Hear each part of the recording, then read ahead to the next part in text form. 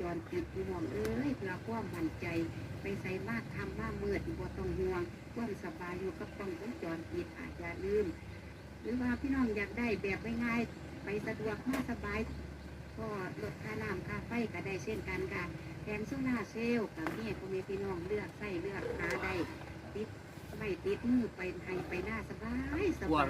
รือว่าจะลงหาอยากหากินค่ะวิทยุหน่อยจัดอันเนี่ยค่ะไปฝากคุณตาคุณยายมีเวลาของว่าตลาดวิทยุ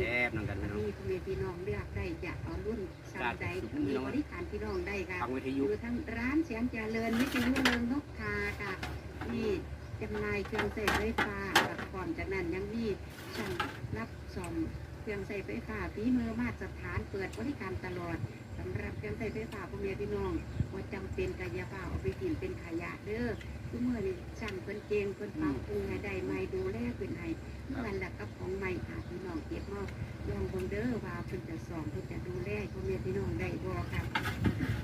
ร้านเสียงเจริญค่ะเปิดแต่เช้าถึง18 นาฬิกาพี่น้องโทรถามเบอร์0818761411เสาร์อาทิตย์ไม่หยุดเด้อยังคอยอยู่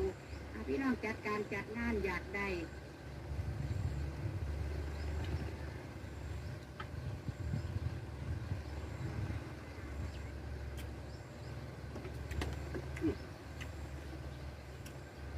เนื้อหมูไม้ไก่สดกามาตลาดหาแม่แดงค่ะบริการพ่อแม่พี่น้องราคาเป็นกันเองคนหมดจักกันเองมีแต่ต้นกับแถมแม่แดงขายอยู่2เวลาเช้าตั้งแต่6 โมงเช้าถึง3 โมงเช้าบ่ายกับ14 นาฬิกาถึง18 นาฬิกาแวะเข้ามาสนใจอยากได้ถามเบอร์ไปบ่ฮอดมาเพราะท่านกับ089 718 0677จ้าให้ผู้บอกคุณแม่ฟังเพลงพร้อมกินข้าวกำลังแซ่บๆไปเฮ็ดงานลองเบิ่งกันด้วยจัก2 เพลง3 เพลงมวนบ่เนาะถูกใจทุกท่านจ้า